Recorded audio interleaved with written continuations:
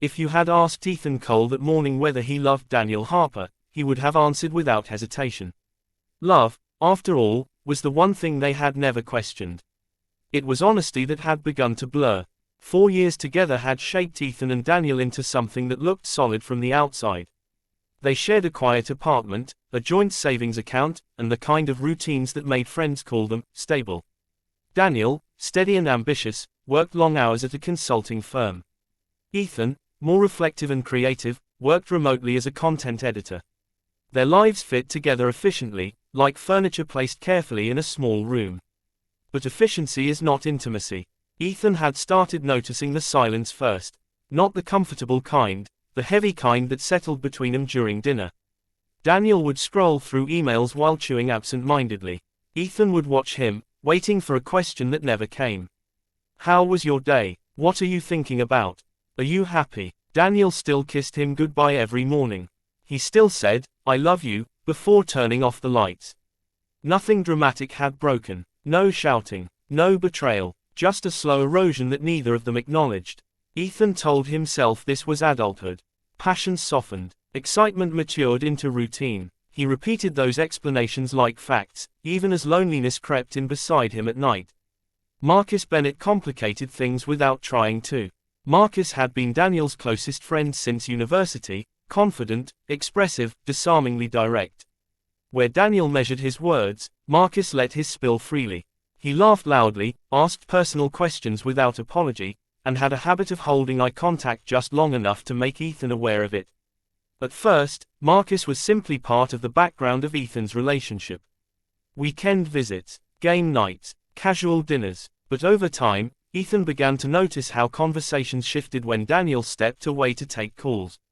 Marcus would turn toward him fully, as if Ethan were the center of the room. "How are you really doing?" Marcus asked one evening, leaning against the kitchen counter while Daniel worked late at the office. The question caught Ethan off guard. Most people asked it out of habit. Marcus asked it like he expected an answer. "I'm fine," Ethan replied automatically. Marcus tilted his head slightly. "That's not what I asked." The comment lingered long after the conversation ended. Ethan started to anticipate Marcus's visits in ways he didn't examine too closely. He told himself it was refreshing to talk to someone who noticed details, who remembered that Ethan once mentioned wanting to travel, who followed up weeks later to ask if he still thought about it. Daniel rarely asked about those things anymore. Not because he didn't care, Ethan reasoned, but because he assumed stability meant satisfaction. One Friday evening, Daniel texted that he would be working late again. Marcus had already been planning to stop by to return a book he'd borrowed. Ethan considered canceling, then decided that would be strange. When Marcus arrived, the apartment felt unusually quiet. Rain tapped against the windows, soft but persistent. Ethan poured them both coffee instead of wine, as if caffeine were a safer choice. They talked about work first, then about travel, then about relationships. "Do you ever feel," Marcus began carefully, "like you're living the life you're supposed to, not the one you actually want?" Ethan felt the question settle somewhere uncomfortable. He should have deflected it. He should have changed the subject. Instead, he answered honestly. "Sometimes," he admitted, "but wanting something different doesn't mean you stop loving what you have." Marcus studied him, expression unreadable. "No," he said quietly. "But it does mean something's missing." The room felt smaller after that. Ethan became acutely aware of the space between them, close enough to sense warmth, far enough to remain technically innocent. Nothing inappropriate happened. No lines were crossed. And yet, Ethan felt as though he had stepped onto unstable ground. When Daniel finally came home, tired and distracted, he thanked Marcus for dropping by and disappeared into the bedroom to shower. Marcus lingered at the door as he prepared to leave. "Ethan," he said, voice lower now, stripped of its usual ease. "You deserve to feel seen." The words weren't flirtation. They were worse. They were understanding. After Marcus left, Ethan stood alone in the living room, listening to the rain and the distant sound of running water from the bathroom. He tried to convince himself that nothing significant had happened, that a conversation could not threaten 4 years of commitment. But his pulse hadn't settled. That night, lying beside Daniel's sleeping form, Ethan stared at the ceiling and replayed Marcus's words. "You deserve to feel seen."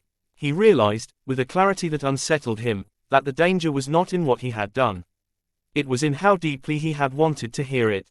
After that evening, Ethan Cole told himself nothing had changed.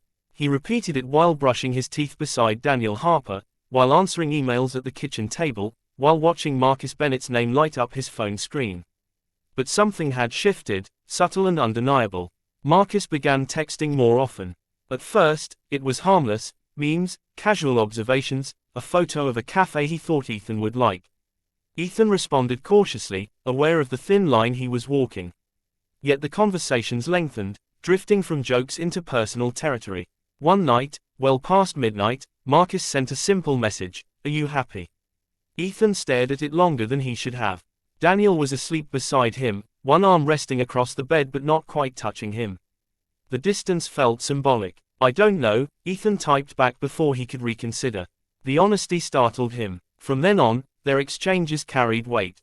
Marcus asked about Ethan's abandoned photography hobby. He remembered Ethan once saying he missed feeling creative. He asked what that felt like. No one had asked Ethan to describe his inner life in years.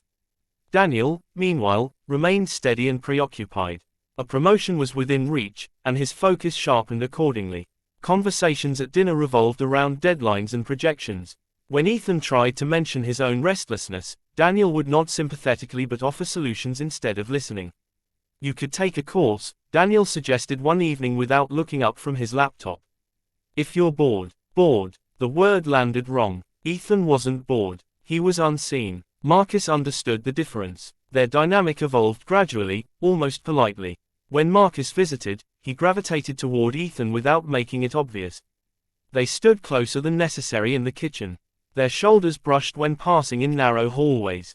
Each touch felt accidental enough to deny but deliberate enough to notice. Ethan's guilt began as a whisper.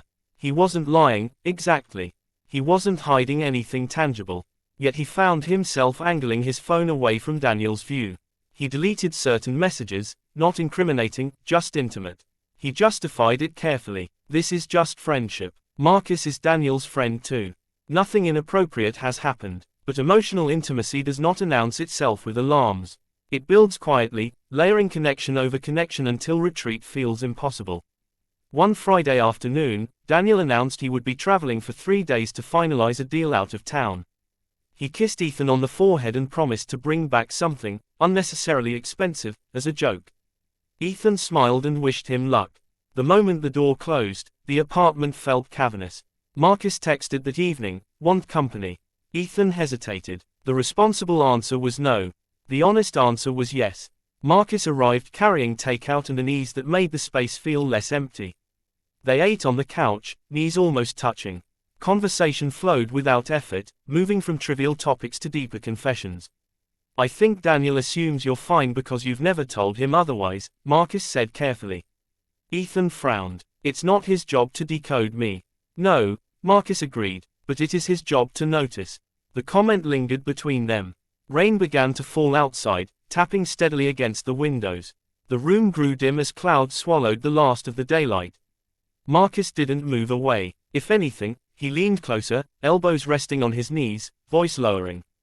"I've tried to ignore this," Marcus admitted, eyes fixed on the floor. "Because he's my friend. And you're with him." Ethan's breath caught. "Ignore what?" Marcus looked up then, and whatever restraint had defined him seemed thinner. "The way I feel when you look at me like you're hoping I'll understand." Silence pressed in. Ethan could have ended it there. He could have stood up, created space, invoked loyalty like a shield. Instead, he remained seated, heart racing, mind unraveling. "You shouldn't say that," Ethan whispered, though his voice lacked conviction. "I know," Marcus replied. "But pretending hasn't made it go away." The air felt charged, heavy with words neither of them fully articulated. Marcus reached out slowly, giving Ethan enough time to pull back. His fingers brushed Ethan's hand, tentative, questioning. Ethan's instinct was to withdraw. He didn't. The contact was brief, almost innocent. Yet it altered everything. The warmth of Marcus's skin felt electric, not because it was dramatic, but because it was deliberate. Ethan stood abruptly, pacing once across the room. "This can't happen," he said, more to himself than to Marcus. "Nothing has happened," Marcus answered quietly. That was the most dangerous part. They stood facing each other, the storm outside intensifying. Ethan felt the weight of choice settling onto his shoulders. He thought of Daniel's steady affection, of 4 years built on trust. He also thought of the way Marcus saw him, clearly, attentively, without assumption. Marcus stepped closer, closing the distance Ethan had created. "I don't want to hurt him," Marcus said. "But I can't pretend I don't feel this." Ethan's pulse thundered in his ears. For a fleeting second, he imagined stepping back, choosing safety, preserving the life he had constructed. Instead, he stayed exactly where he was. And when Marcus leaned in, slow enough to allow refusal, Ethan didn't move away. The kiss was not reckless. It was hesitant, almost fragile, as though both Ethan Cole and Marcus Bennett understood they were crossing something that could not be uncrossed. For a moment, the world narrowed to breath and warmth and the sharp awareness of choice. Ethan felt Marcus's hand steady at his waist, not demanding, just present. The storm outside blurred into background noise. Then reality returned all at once. Ethan pulled back first. Neither of them spoke. The silence that followed was heavier than the one that had preceded it. Whatever fantasy had shimmered between them dissolved into consequence. "This can't happen again," Ethan said, his voice unsteady but firm enough to sound convincing. Marcus searched his face, looking for certainty. "Is that what you want?" he asked. Ethan didn't answer immediately. He thought of Daniel Harper, of quiet mornings, shared rent payments, years of trust. He also thought of how alive he had felt seconds earlier. "It has to be," Ethan replied finally. Marcus nodded once, though disappointment flickered across his expression. "I don't regret it," he admitted. "But I don't want to be the reason you lose everything." The phrasing unsettled Ethan. Lose everything. The implication was clear. Something valuable had already shifted. Marcus left soon after, the door closing with a soft finality that echoed in the apartment. Ethan stood alone in the dim light, his heart still racing, his mind already constructing explanations. It was a mistake. It was emotional confusion. It doesn't define anything. By the time Daniel returned 2 days later, Ethan had rehearsed normalcy. He greeted him with a practiced smile, listened attentively to stories about the trip, even laughed at the right moments. Daniel noticed none of the fracture lines. Yet guilt has a physical presence. It altered the way Ethan moved through shared spaces. He flinched when his phone vibrated. He avoided prolonged eye contact. At night, he lay awake longer than usual, hyper-aware of the steady rhythm of Daniel's breathing. Marcus, meanwhile, did not disappear. He sent a brief message the next day, "Are you okay?" Ethan stared at the words, torn between relief and dread. He typed, erased, and retyped before settling on, "I don't know." That became the truth of it. He didn't know what he felt, only that suppressing it required effort. When Marcus and Daniel met for coffee later that week, Ethan joined reluctantly. Watching them together unsettled him. Daniel trusted Marcus implicitly. He laughed easily in his presence, unaware of the undercurrent threading between his partner and his friend. Marcus behaved carefully, measured, restrained. If anything, he seemed distant. That restraint felt louder than affection would have. Daniel noticed the tension first. "Is something going on with you two?" he asked lightly as they walked home. Ethan forced a shrug. "What do you mean? You just seem off." The word lingered. "I'm just tired," Ethan replied, hating how quickly the lie came. Daniel studied him briefly but let it drop. That trust felt like an accusation. The days that followed stretched thin. Ethan and Marcus exchanged fewer messages, but the silence carried weight. Every absence felt deliberate. Every interaction required caution. One evening, Daniel reached for Ethan's hand while they watched television. The gesture was simple, affectionate. Ethan's instinctive reaction, to pull away, terrified him. He didn't withdraw, but the hesitation had existed. Daniel noticed that too. "Have I done something?" Daniel asked quietly, turning down the volume. Ethan's chest tightened. "No, of course not." Daniel's eyes held his longer this time. "I feel like I'm losing you," he admitted. The words struck harder than any accusation. Daniel wasn't angry. He wasn't suspicious. He was afraid. Ethan wanted to confess in that moment, to purge the secret before it solidified further. But confession would not undo the betrayal. It would detonate it, so he chose silence. That night, long after Daniel had fallen asleep, Ethan stepped onto the balcony and texted Marcus, "We have to stop." The reply came minutes later. "I know, but tell me you don't feel it." Ethan stared at the city lights, at the life he had built and the fracture running through it. He typed the truth and deleted it. typed it again and deleted it again.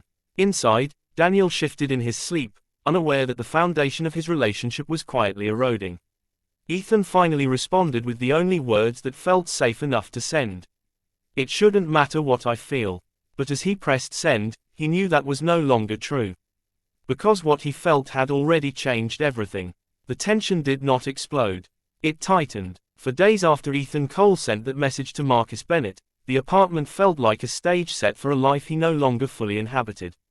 Daniel Harper moved through their routines with quiet consistency, making coffee in the morning, folding laundry on Sunday, brushing his teeth beside Ethan at night. Each gesture felt unbearably sincere. Ethan responded with careful precision. He was attentive, almost overly so. He asked about Daniel's meetings. He initiated small touches. He performed the role of devoted partner with such accuracy that it frightened him. Marcus kept his distance. No late-night texts, no casual visits. The silence should have brought relief. Instead, it magnified everything Ethan was trying to suppress. Absence, he realized, could be louder than presence. Daniel noticed the shift. "You've been different lately," Daniel said one evening as they washed dishes together. His tone wasn't accusatory. It was concerned. Not bad different. Just somewhere else. Ethan dried a plate carefully, buying time. "Work's been overwhelming," he replied, aware that the excuse was thinning.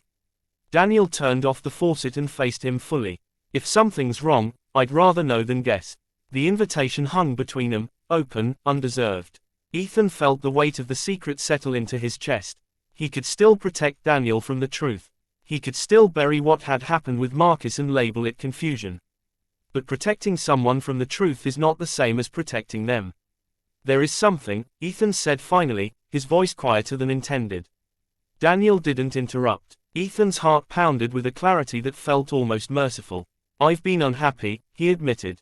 "Not because of one thing. Not because of you alone. But because I stopped telling you when I felt invisible." Daniel absorbed the words without defensiveness. "Invisible," he repeated. "I didn't know how to explain it," Ethan continued. "And instead of trying, I just drifted." Daniel's jaw tightened slightly. "Is there someone else?" The question arrived without drama, but it sliced cleanly through the air.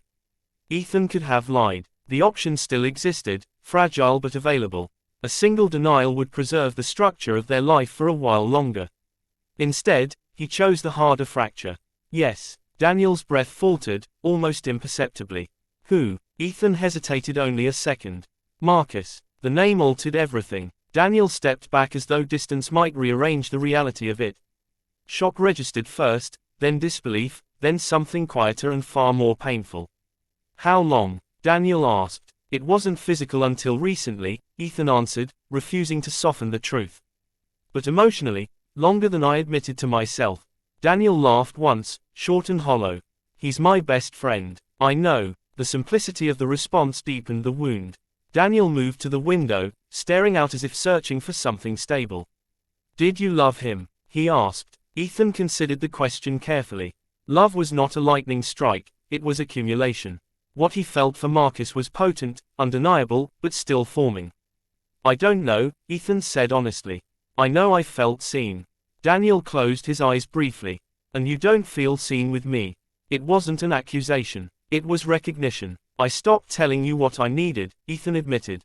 "That's on me. But I also stopped feeling like you were looking." Quote. Silence expanded between them, not empty, but full of shared history. Daniel nodded slowly, as if assembling pieces into a painful picture. "So what happens now?" The question carried no demand, only inevitability. Ethan understood that this was the true consequence, not the kiss, not the secrecy, but the moment of choice that followed exposure. "I think we need space," Ethan said. "Not because what we had meant nothing, but because I don't know who I am inside it anymore." Daniel absorbed that, shoulders squaring with quiet dignity. "Space," he repeated. There was no shouting, no slammed doors, just the steady dismantling of something once assumed permanent. Later that night, Ethan packed a small bag. Daniel did not stop him. At the doorway, they stood facing each other, years condensed into a single unbearable pause. "I loved you the best way I knew how," Daniel said. "I know," Ethan replied. "And I loved you honestly, until I didn't understand myself anymore." Outside, the air felt colder than expected. Ethan walked down the street with uncertainty pressing in from every side. His phone vibrated in his pocket. He didn't need to check to know it was Marcus. For a moment, he considered ignoring it, remaining suspended between two lives rather than stepping fully into one. Instead, he stopped beneath a streetlight and took out his phone, staring at the screen without opening the message. What happened that night had begun as a secret. Now it was a fracture, a confession, and a choice still unfolding. Ethan inhaled slowly, aware that whatever he decided next would define not just who he loved, but who he was becoming. And for the first time, the answer wasn't obvious.